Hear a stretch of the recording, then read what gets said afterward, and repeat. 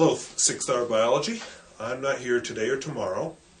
What I have for you is I pretty much have notes, but nobody wants to listen to me talk for 50 minutes, and I don't want to talk for 50 minutes. So what I did is I broke it up. You do a little bit of explanation, me talking, and then things for you to do. It's mostly on paper because it's easier than labs with a sub around. And then you'll go over them. And sometimes she will go over them with you, and sometimes I will. But I do expect you to work on them in the time that you're given. And if you get done early, because some of it's not that hard, you can work on something else quietly. So I look forward to talking about it with you on Wednesday.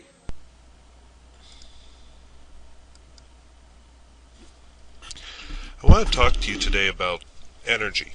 We're going to start with a little bit of review, and then we'll get into some more details about respiration. Mrs. Dennis will pass out this sheet to you. What I'd like you to do is fill it in, and here's what it is. This first column of blank lines, you're going to put numbers. And what you're doing is you're counting atoms. So look at the formula for respiration. Tell me how many carbon atoms, how many oxygen atoms, and so on are in the reactant side, what's going into it. And of course the second column is the name of the atom. And then over on the other side we're going to put the products. Same thing, we're going to count how many carbon, hydrogen, and oxygen are in respiration. And I would press pause now so that the whole class has a chance to work on this.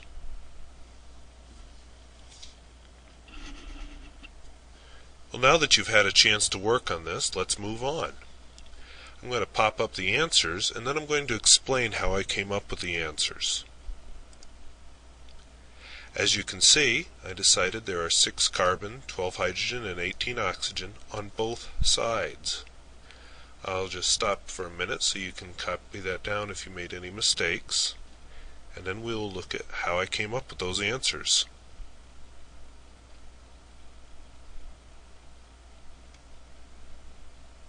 Alright, let's take a look. If that wasn't enough time, press pause. First, I looked at the carbon.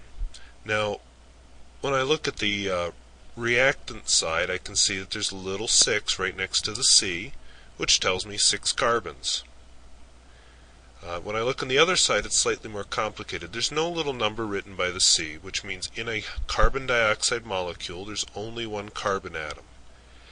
But there are 6 molecules. So 6 carbon dioxides means there are 6 carbon atoms within that.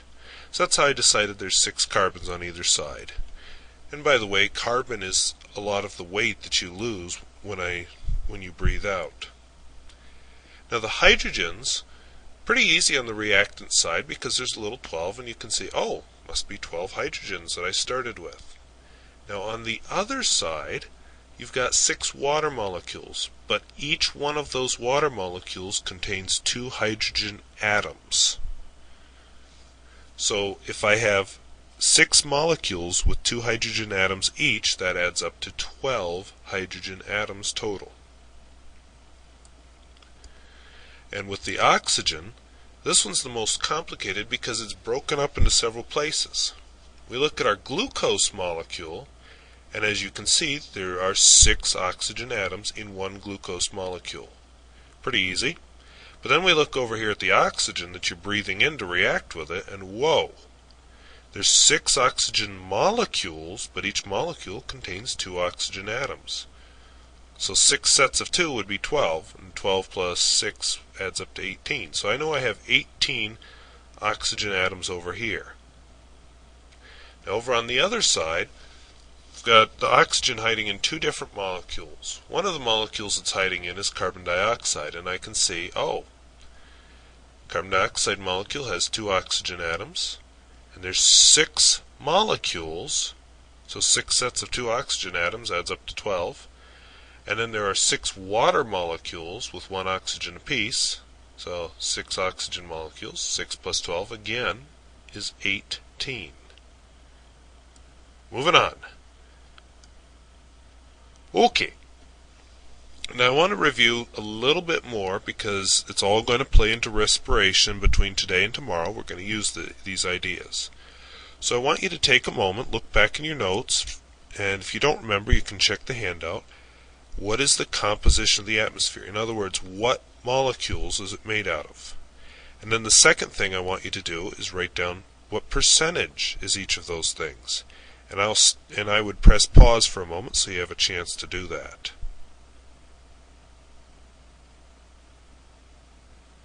Alright, now that you've paused for a moment to do that, let's check out the answers. Well, we all know oxygen obviously is part of the atmosphere. Nitrogen, even though we haven't really talked about it, is part of our atmosphere. Carbon dioxide, since we're breathing it out, and then there's some other stuff, water vapor, dust, gases, air pollution, whatever. Now as far as percentages go, I wrote these more in order. Nitrogen is the bulk of our atmosphere, 79 to 80%. Oxygen is 19 to 20%. Carbon dioxide is 1% or less of the atmosphere, and the other gases are also less than 1%.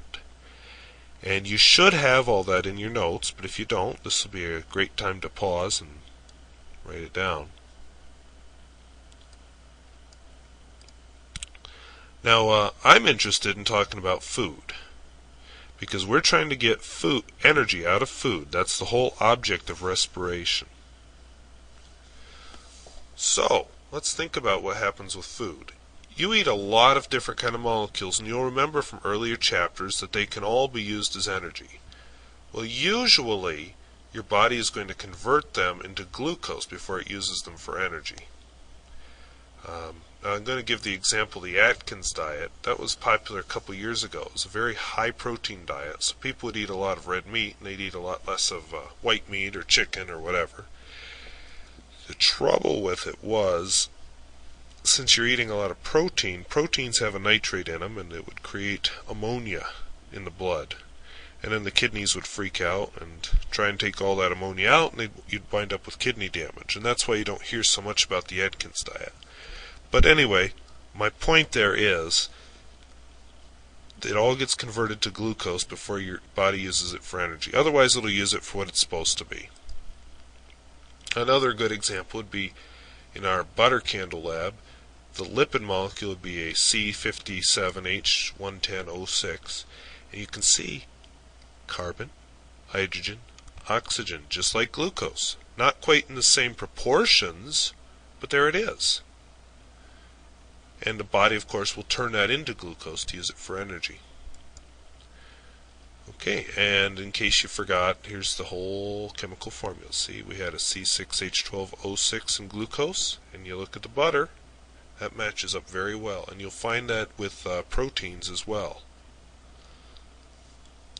Alright, so let's look at how that actually happens.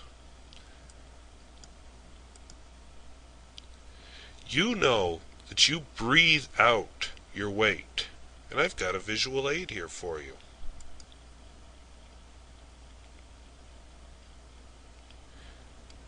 This is a candle burning. You've seen it before. And you notice it's mostly empty because all of that candle wax is gone. Well, where did it go? It went out into the air. Okay, so if it went out into the air, that'd be a lot like your body. When you do respiration, going back to this formula here, this C6H12O6, which I don't seem to be able to highlight, is going out into the air as carbon dioxide and water vapor. In other words, you're losing that weight through your mouth. And of course, we'll pick this up in detail in the next chapter. I just want you to know it as a factoid right now. All that energy will be recycled by plants. Uh-oh. Technical error here. Yipe. Okay. I didn't want you to see that, and yeah, Alt-Tab. Excuse me a moment, I'm going to just stop. Alright, I'm back. I think all the technical difficulties are solved. What I was saying is, all your energy gets, all of that carbon dioxide that you're breathing out is given off by the candle, goes out into the air, and all that weight gets recycled by plants through a process called photosynthesis. So if you look at the plant, everything you see there was breathed out by something. That's all carbon dioxide that's been spun into something else. And eventually somebody will eat that plant, and it will all get recycled back through respiration again. So it's just this continuing cycle over and over again. But our focus in this chapter is on the burning bit. We'll recycle it next chapter. Well, I want to talk specifically about why you would want to burn it. So let's start with the butter candle. The obvious question, where did the energy come from? And if I was here, I'd stop and ask somebody to answer my question. Somebody would say, oh, it came from the butter. And you'd be right. Then I'd give another example. I'd say, well, what about when we burned the marshmallow? And somebody would say, oh, the food came from, or the energy came from the marshmallow. And so we'd start saying, oh, there must be energy in food. Now I have another link here. This is on YouTube, so you can't watch it at school, but I've got a super secret password. We're going to look at a video that shows the energy in food. Now you have to look at it quick, but what they're doing is wintergreen lifesavers actually will flash if you bite on them. Now I advise not biting on them, because that's a good way to break teeth. If you want to try this, go into a dark room with a pair of pliers and then put a wintergreen lifesaver between the pliers. And then you can watch it happen. That's pretty cool. So here we go. These people were good enough to make a video. We'll make it full screen here. And I'll press play. There's no sound to it, but I'll do my best to narrate, and I'll move my mouse to the pertinent part. But they did a nice job of showing it. Anytime now, computer. Okay, here we go. So we're looking at lifesavers. They're putting the lifesaver inside of a pair of pliers. The school's internet is stalled. There we go. Putting the lifesaver inside of a pair of pliers. Stalled again. Now they turned out the lights. Now watch the screen. You're going to see a flash. Yeah. And of course that goes so fast, they highlight it for you so you can see exactly what the heck happened there.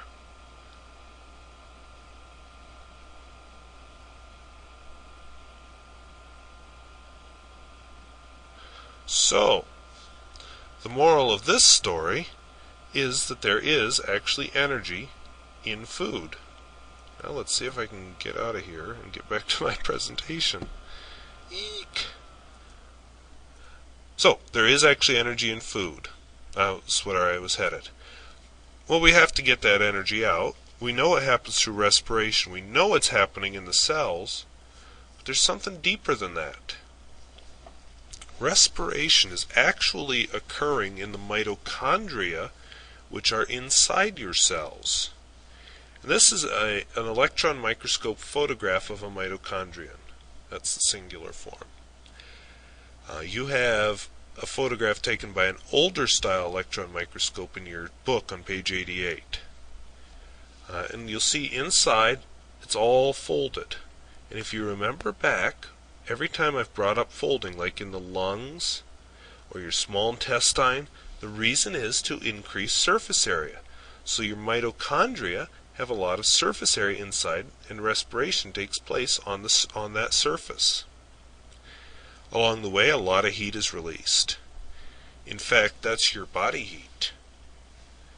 Your body has a temperature of about 98.6 degrees Fahrenheit, and yeah, that's a typo, and I really don't want to stop again and fix it, so just deal with it. It is ideal for enzymes to function, because if it's too hot, they get all deformed and won't react. If it's too cold, they get all deformed and won't react. That's why you die if you're too cold or too hot. Well, one of the reasons. Mitochondria themselves are actually really cool, because these guys reproduce all on their own within your cells. They have their own DNA. They'll split in half all by themselves, just as much as your body needs. You'll find a lot of them inside muscle cells, and not so many inside of a fat cell. If you think about which cell needs more energy, that kind of makes sense. Another interesting thing about mitochondria is they can actually be used to identify bodies. The first real use of them I've heard about was after the Vietnam War. We had a bunch of prisoners of war that were taken by the Vietnamese, and died. Just ask John McCain how well some of the prisoners were treated. And then they were buried out in the woods. Well, now that we're at peace with Vietnam, they recovered some of these bodies, but there's no dog tags or anything identifying, and the corpses are so rotted that they can't identify the DNA. But for whatever reason, the mitochondria have survived enough that they can pick out the DNA from those and identify the bodies. This was also used over in England a couple years ago. There was a body found in a peat bog. It had been buried for millennia, thousands of years, under this layers and layers of peat with hardly any oxygen. So it rotted, but not quickly. And the mitochondria, again, were preserved, and they found out a lot of the relatives of this corpse still lived in the area. So, mitochondria are a lot of fun, and you'll find them in just about every single cell, including plant cells, because they need energy too. The only exception I can think of is bacteria. And we'll talk more about mitochondria tomorrow. Now, the last thing I want to hit, and then we'll do some sort of a review, is I want you to remember that the chemical reaction behind respiration is this right here. We've got glucose, we breathe in oxygen to add to it, gives off carbon dioxide, water vapor, and energy. Well, so far I've been talking energy kind of in the abstract, or in forms we don't think about, like heat in your candle, or light. But the trouble is, you don't give off that kind of energy. You give off some heat, but nobody was on fire when we were playing dodgeball during that lab. So how is that energy given off? That's where I will pick up tomorrow. What I would like you to do for the rest of the period today is I have a review sheet. My goal is to have you link all the important ideas together. Tomorrow, at the beginning of the period, I'll go over that review sheet with you. And so I'm expecting you to use the rest of the period today to work on it. And if you get done early, which you might, find something else quiet to do. So thank you very much. We'll see you Wednesday.